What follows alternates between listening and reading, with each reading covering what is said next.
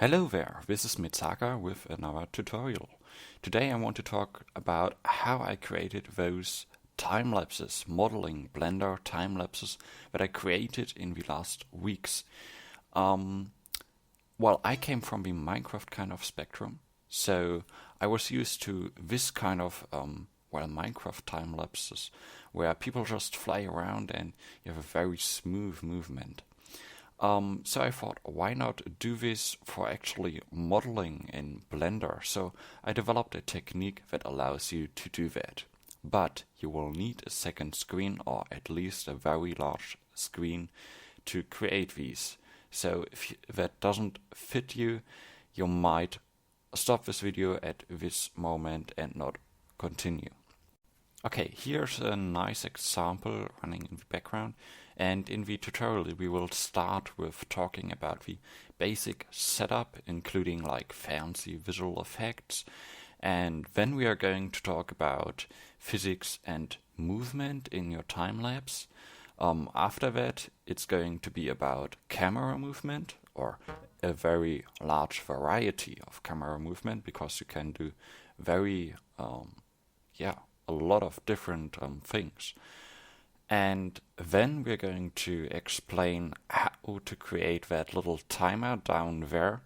And then I'm going to talk about, well, general tips and tricks about problems that I experienced during recording these time lapses. Okay, so let's start with the basic setup.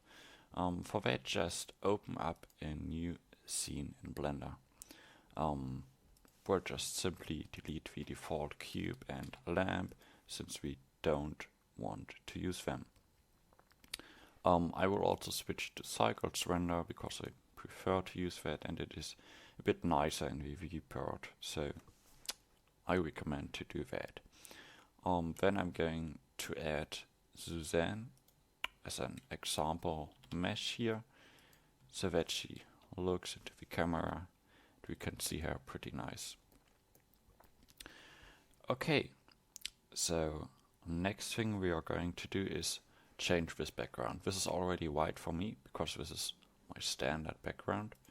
But if you want to change that, you can go to File, User Preferences, go to Themes, 3D View, and if you look down here, there's a tab that is named Gradient High Off. If you change that, the background color in your scene will change. Could also go for red or whatever you prefer to use, but I recommend to use white. Okay, save user settings, just close the window, and it will be white for you as well. Next thing we are going to do is click on Window and Duplicate Window. This will give us a second screen, and so you can see what I'm doing. I will enable this multi-screen recording. So on the left hand side we have our original scene that we are going to use for modeling. I would recommend to use the one with the task thing of Windows for modeling and everything, because you can access your programs pretty quickly. And if we go to full view, it will sometimes appear if we click on other windows, so try to use this one for modeling. And the other one, I'm just going to change the view, but let me show you a bit closer. So no, not that one, this one. Alright, just go on top of here and select 3D view full. This will make it way more visual pleasing for time lapse. And if you then jump into the camera view mode and scroll a bit in, you can use this as your recording setup. But there's some small problems over here. You have to join these by right-clicking on the edge, then click on this bar on top of here. if you then hit Alt and F11, you are essentially ready to go and to record. But we're going to adjust something, so if you want to make it a bit more fancy, please continue watching the video. Okay, so for making this fancy, we need to hit this little plus sign over here, or just hit N, which will do the same thing. And down here there's another bar that we are going to use just for changing some settings, not for actually using them in the filming process. So I want to have a look at some of these settings on the right hand side here, because there are a lot of new options that Blender gives you. If you don't have them, check your Blender version, because they are pretty new, so it might be the case for you that you don't have them yet. We don't need transform and grease pencil. We will need view a bit. 3D cursor is not essential. Item not as well. Display will be very important. Shading as well. Motion tracking not. Background images not. The other ones not as well.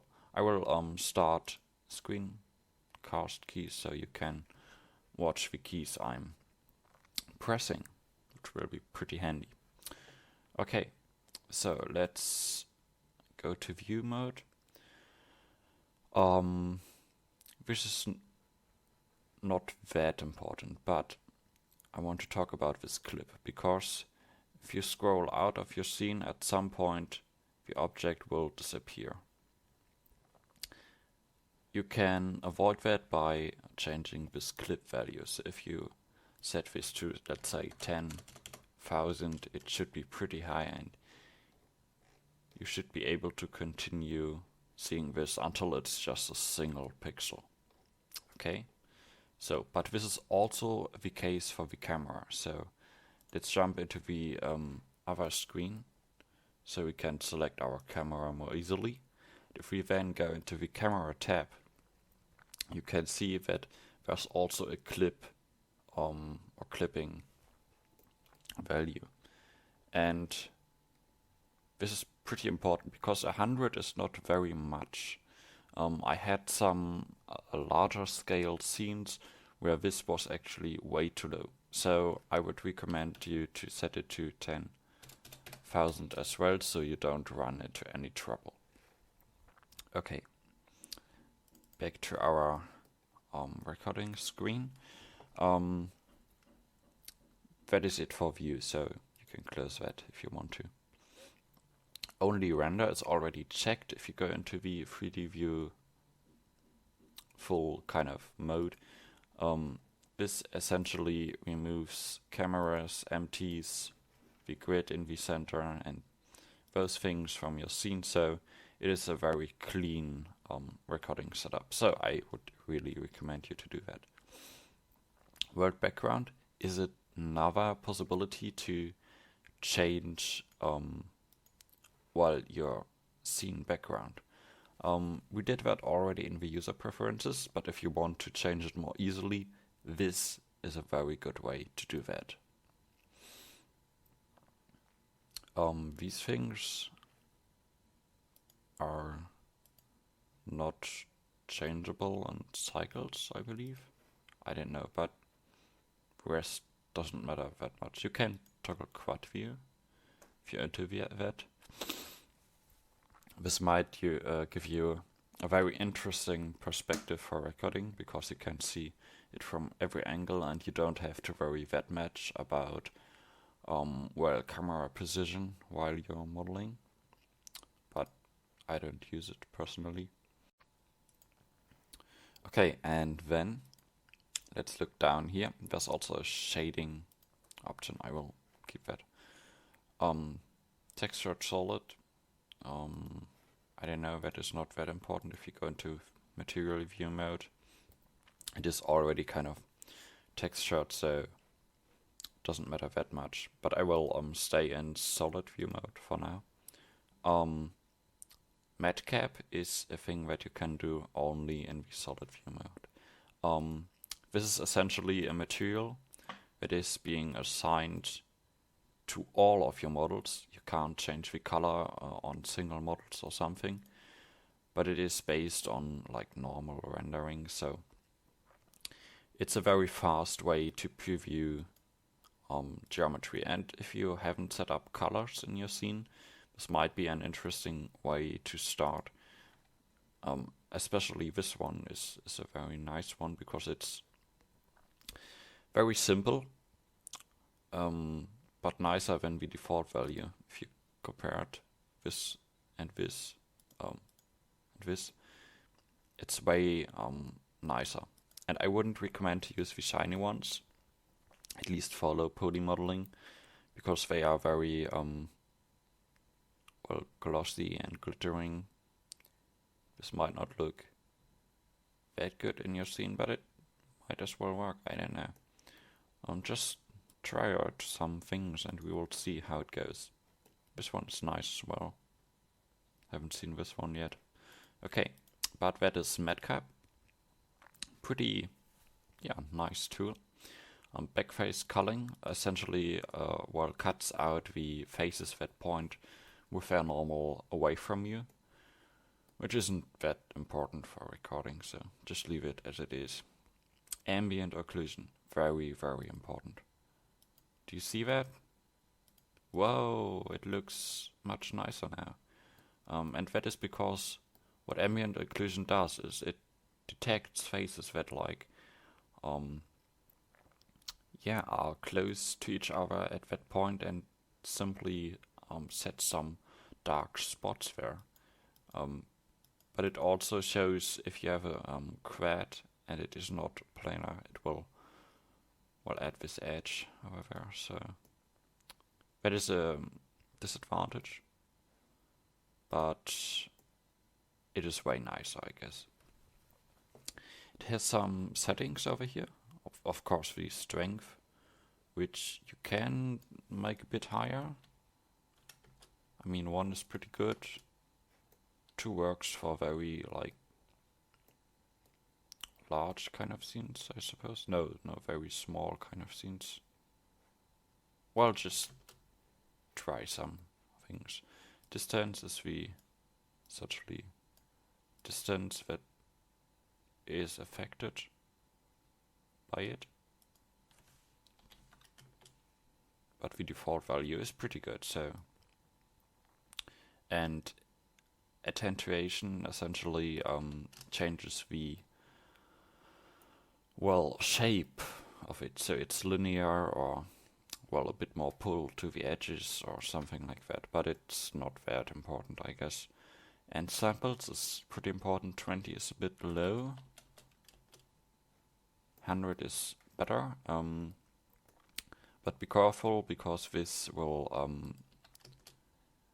change your, well, CPU, because it takes a lot of CPU power. So if you're recording at the same time, compressing video material, this will, well, maybe slow down your computer. But it isn't that important because you don't need a lot of well, images per second for recording time lapses. Okay, so that is ambient occlusion. I will leave that on right now. There's also depth of field, which only applies if you're in a camera mode. So I will jump into multi-screen recording to show this a bit more, well, appropriately. If you look at this camera tab again, we have the depth of field settings down here. So they are not included over here, but in the camera tab itself. And it always uses this kind of very fast depth of field version. So you can change the distance until your model gets very sharp. The f-stop essentially makes it, well, stronger or less strong, the ambient occlusion. The distance sets up the distance for, well, where your models are sharp and where they are not. So I will put two Cezannes, one in the background and one in the really foreground here, so you can see they are both a bit blurred, but the center one is pretty, well, sharp. And this is, if we change the f-stop a bit more, it will get even more blurry. And you will start to see even differences in the middle Cezanne model. So this is the kind of strength value and this is the distance from the camera value. So, okay, that is a pretty nice thing to use in your scenes. If you want to use that real-time, well, depth of field. Pretty nice. Okay, let's set up the center Cezanne again. And disable it again, because I don't like to use it while setting up everything. Okay, but this was kind of it. What you can also do is add a background image by simply using a plane, applying a texture and setting it in the background. I would really recommend you to use material view mode if you start to signing your materials, because that will give your scene a bit more, well, colorful experience. So now you're really ready to go to use this kind of scene for recording. So I will close this, just moving it down or to the side, going into camera view mode and zooming in.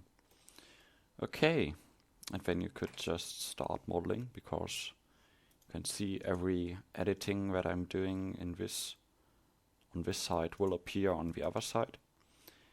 For recording, just use any software.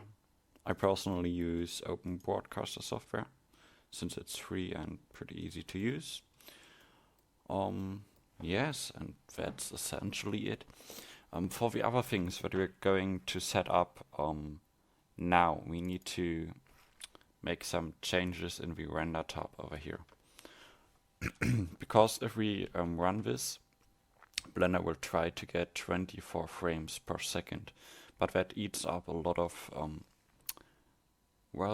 processing power that we don't really need. So let's change that over here. You can use a custom FPS rate, which you can just set to 1. You will see that it will just second by second go up, and it won't need a lot of processing power for updating the scene. So I really recommend to use that, and it will be pretty handy for the other things as well, because in a time lapse we won't have that many frames per second. You can do really a lot of things in your time lapse. You could add, for example, particle systems, which I already did in a scene I'm putting up on the screen right now, or rigid bodies, which I didn't try yet, but it should work. Also, animations should be a thing you could use, so you are really free to do a lot of things. So, essentially, it is pretty simple. If I increase the end time over here, for example, my end frame is 250, I could set it to 1 million, which will give me the 300,000 limit, which is the highest frame you can get in Blender. So it is 300,000 seconds. So let's do the math. 300,000 seconds divided by 60 is the minutes, divided by 60 is the hours you can record with this. So if you are not creating a time lapse about a modeling process that is longer than 48 hours, which I don't think it should work, but 48 hours is not unlimited, so keep an eye on that. Okay, so, but if I now, I already started the process, you can see this is ticking up, and if I, for example, just simply add a plane and give it a particle system over here. You will see that it already starts to move.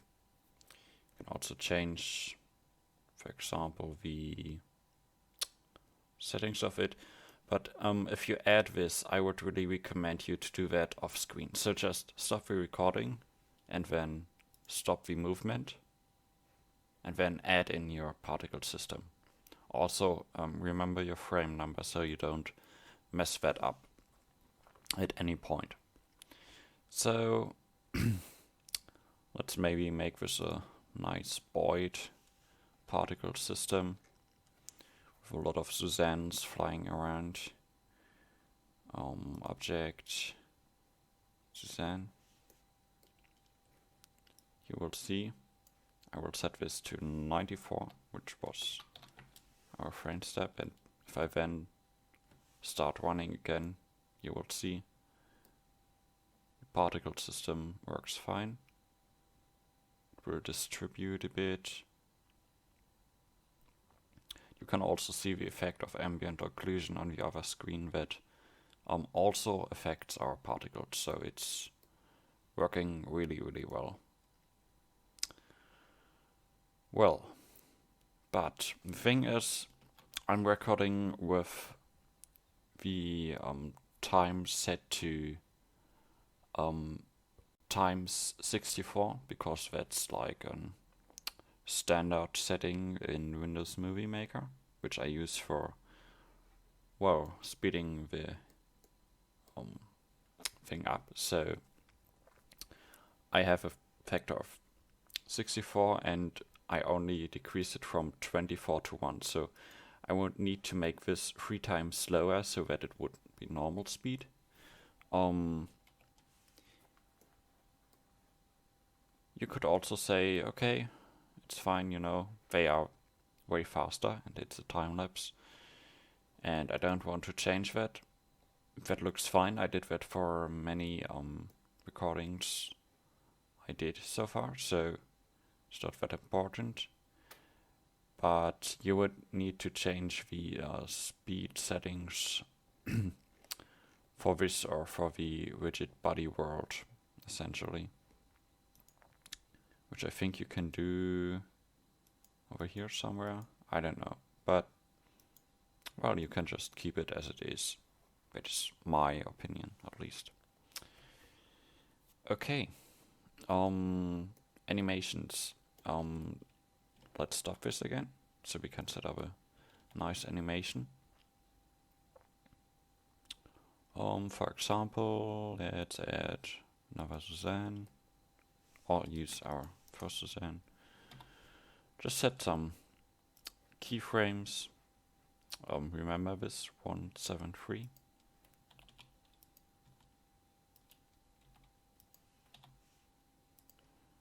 And we'll just move her around a little bit. And go back to 173. And then just continue recording again. This is really, really handy because you can set up your scene, create your first models, and then start animating them. They will start to move in your time lapse, which is pretty neat. You can see because the frame step is on 1, I don't get any problems while recording 2 screens with a not that good graphics card and still running animations and particle systems, so this frame step is pretty important. Okay, but that's essentially it about animation and physics. You could also create rigid bodies, which would kind of work the same way, so I don't need to explain that as well, I guess. So, yeah. Okay, now let's talk about camera movement. I will delete both of these assets again and create a new Suzanne so that we can, well, simply start clean and fresh. Okay. Let's position her a bit. Okay, there we go. Camera movement. This is based on the same principles as physics or animations in your scene. So the fact that we look through this camera on the viewpoint is that we can actually move the camera around and it will show the effect in our recording screen. So if we go back to the start keyframe and simply start to set up some keyframes for our camera, we can actually use this effect. But very important is that you need to think about the fact that it will be way faster. So it will be around 60 times faster, at least that's the value I'll use. So yeah, just keep that in mind. So I will start playing this very small and not that good animation, but the good thing about simply setting keyframes for your camera itself is that it's very easy to use and change while you're recording. So if you start, oh well, I want to work on this bit of the scene, you can simply let the camera move over there and film you while you're working on that part. So that is a very important thing to keep in mind, that your camera always has to look at what you're doing right now. Okay, looks like I didn't apply the rotation of the camera. Oh, I did. It's just, yeah, those are problematic, those movements. So make sure that they are the way you want them to be. Now Suzanne is moving in the image again. Before you start recording, because like you don't want to record a 5-hour session 2 times. That's not how you're going to work. Okay, but you see, it works pretty fine.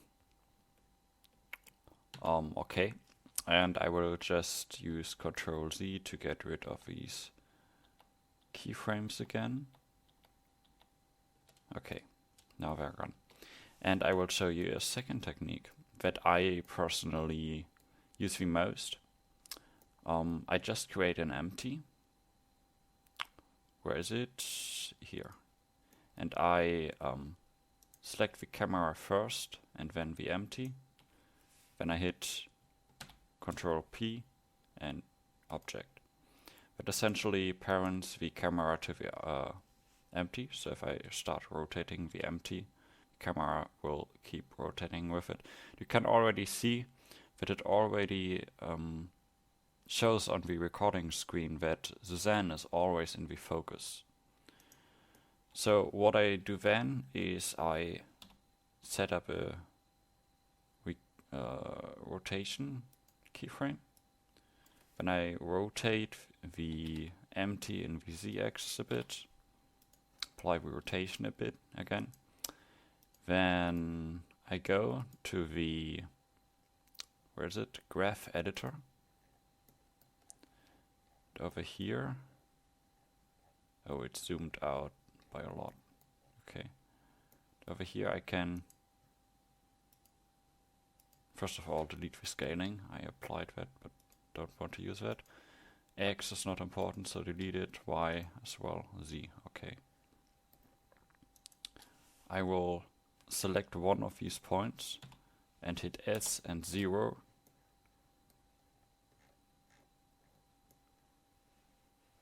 Scale it down to 0.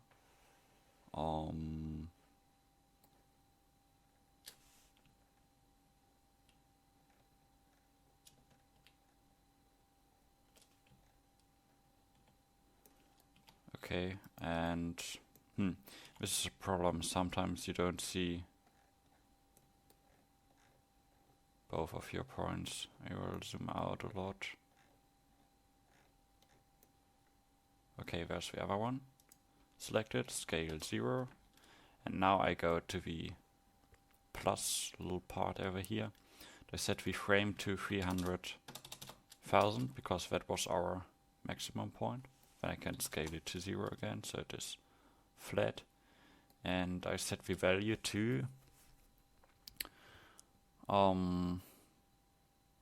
let's say 10,000.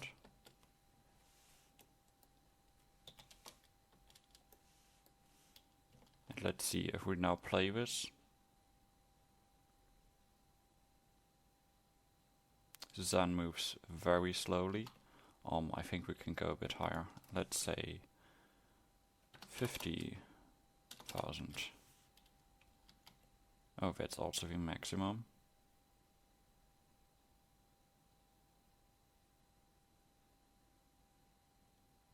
Okay, I feel like this is a bit too slow, so we can also reduce the frame again. Let's say 100,000, because we don't need our 80 hours. Right. Okay, let's play this. And this is quite fine. I will reduce it to, what is it at? 80,000. Yeah, now you can see the Zen is moving very slowly. I will open up the second screen so you can see a bit better. It is very, very slow. Might be a bit too fast already. But if a good value for this is when you can see it is moving, but it is very, very slow. So this is quite fine, I guess. And this now keeps rotating around the sun all the time until the end of the time lapse. That is a very very simple setup, because it just rotates her around and around. You don't have to worry that much about camera position or something. So that is pretty nice. I will delete the empty to get rid of that animation again. And stop the animation.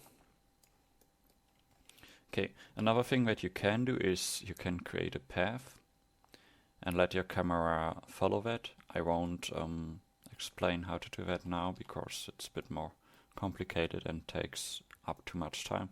But just look up a tutorial on how to move objects on paths on Blender if you want to do that, because that is another nice effect that you can actually use.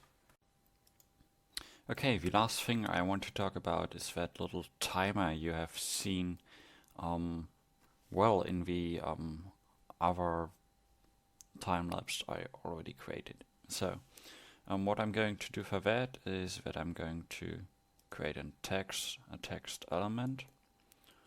I will just type in some random text on there for now. You can change the font if you want to. I will do that just for demonstration. You can go to C, Windows, then there's font somewhere. Over there, okay. And I'm going to use the, let's say the Railway from Google. It's a very nice font and free to use. So. Railway regular, okay. So that is just how you set up a font. Then you should create a material. I will use a black one for now. And I will go to Material View so I can actually see it in this viewport as well. And I'm going to go to the camera view. Oh, sorry. Let's switch to this screen. But it wasn't that important yet, so shouldn't be that hard for you to replicate that. Then I'm going to go to the, what is this? Constraints, okay. Copy rotation. of the camera so that it is in the camera's orientation. Then I'm going to create 5 text elements actually. So this is like hour, minute and second. Then I'm going to create simply these dots between them so it looks a bit more like a clock.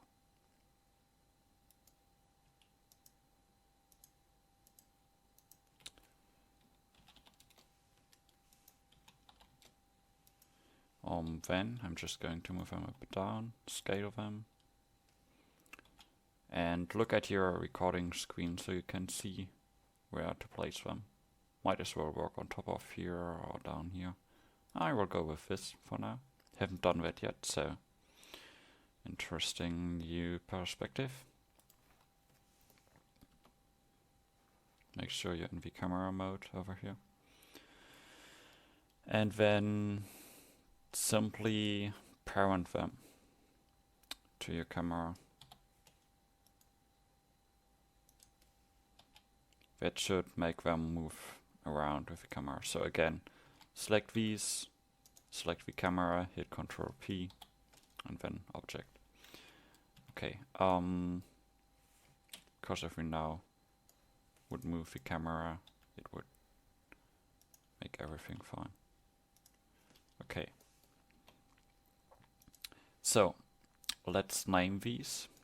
You can hit the plus sign in the, well, tab on top of here. We will name this hour, the second one minute, and this one sec, just a short form. Didn't want to type that. You can also use, no, you shouldn't use second because I have a script that is, well, using sec, so. Okay, then I'm going to split this, go to the text editor and create a new text. I will provide you with 3 scripts, one for minute, one for second, one for hour, which was based on the script by Mr. Larodos. So if you want to check his video out on how to create timers for the Blender game engine, do that. But this actually works for time lapses as well. So pretty nice use of this. I will start with the hour script, so just select everything. I will provide a download link in my video.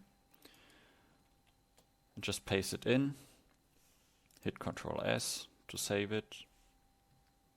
Oh, okay, yeah, we need to save our Blender file. Let's do that pretty quickly. Okay. And then hit run script. Now, okay, you can't really see it with the hours. Because, well, they start at a pretty high rate, of course. So let's see if we can, yeah, okay, so at around 3,500.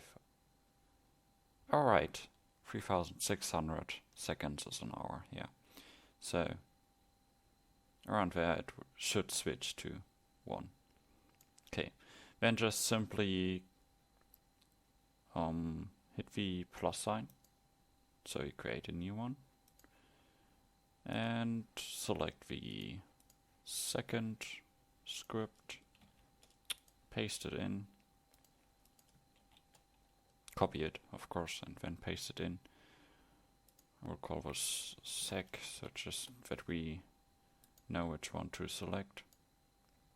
And I will call the hour as well. That is not important, but good for making everything clean. And then we're going to select the minute script as well.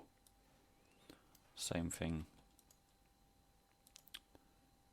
Create a new one, paste it in, call it minute, and hit run script.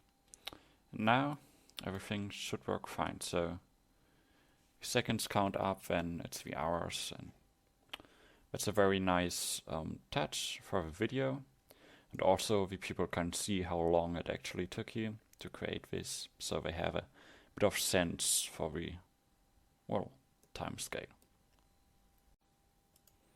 Okay, to finish this tutorial, I wanted to give you some advice, some tips and tricks that you should think about.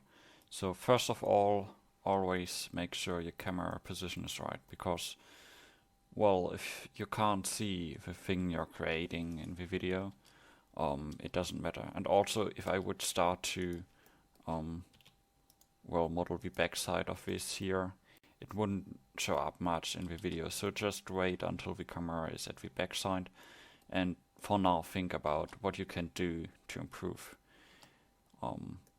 well, the front end of your model. Okay, second one is yeah, you can actually stop and start your recording, and make sure to stop and start the animation as well. That isn't a problem at all, so try to make use of it. Don't stress out. It's not that important to record it in one session. Also, if we would save this, it would save both windows, so if you open up the Blender scene again, it would show both of them, so that's pretty neat. Next one is a quite important one. Try to avoid Ctrl-Z. I will show you why. Let's start playing the animation like it would be in a recording, and I will just deform the design a bit. Sorry, it doesn't look good, but it's just for demonstration purposes. So now if I look at it, I think, nah, I don't want it, and I hit Ctrl-Z and look at the timer now. It jumps back. And that is because if you hit Ctrl-Z, it will jump back to the frame where you did the change. So that might show up in your video, and that might disturb it a bit. Just think about everything a bit more precisely before you need to Ctrl-Z all the time, and it will mess up your video. So just try to avoid Ctrl-Z. It's also a nice training for, well, creating meshes the right way the first time. Okay, next tip. Don't use too much geometry. If I let's edit subdivision surface modifier and crank it up very high, that will slow down your computer. It will actually slow down my rendering right now. It will probably lag a lot. While recording, you don't have that much CPU power, so make sure to use it wisely and don't put too much into, well, geometry. Next one, check your recording settings 2 times, and always check them 2 times, because you don't want to record a 5-hour session again. I had to go through that a couple of times, so really make sure that it works fine, because you can't really fix it later on. Okay, and the last tip, don't stress. It is a time lapse, yes, and somebody is watching you while you're modeling, but it is always at like 60 times faster. So you don't need to model any faster or any well, different from what you did normally. Just sit back and model the way you would normally do it. Okay? So, that was it. I hope you enjoyed. Okay, I will give you a short amount of time to maybe click on the next video. Maybe you want to see a tutorial on how to create a low poly village, or maybe a low poly island. So if you do, go over there and watch it. But I wanted to give a short shout out for all of my subscribers, because I just hit 500 subscribers. I think I'm over 550 already, so it's growing really fast. Thank you for that. I really enjoy creating these tutorials, and I will keep doing it if I get the support I'm getting right now. So yeah, thank you pretty much. Also, if you go over to Gazamo, which I gave as an example for Minecraft time lapses, they have a 360-degree time lapse, which I would love to do. Like, that's really cool, but we lack a bit of the technology to do that right now, and you can't really do it in Blender. So that might be a thing I want to try out in the future or try to get working. But for now, it is just this time lapse. And if you use this tutorial for creating your own cool time lapse, well, tell me and show me your stuff. And see you next time. Bye.